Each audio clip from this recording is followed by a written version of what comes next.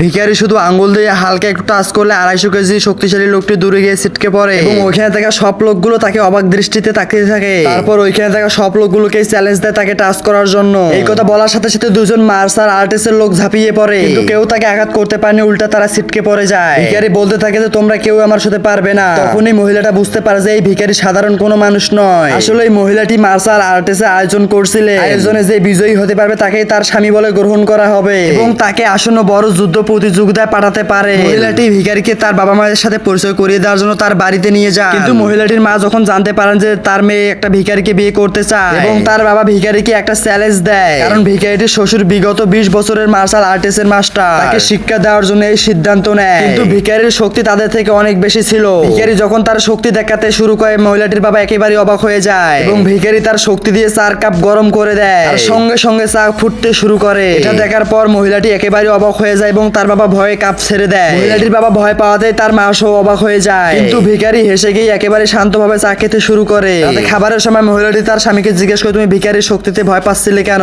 তারপর তার স্বামী বলতে থাকে যে ভিখারি আসলে অনেক শক্তিশালী।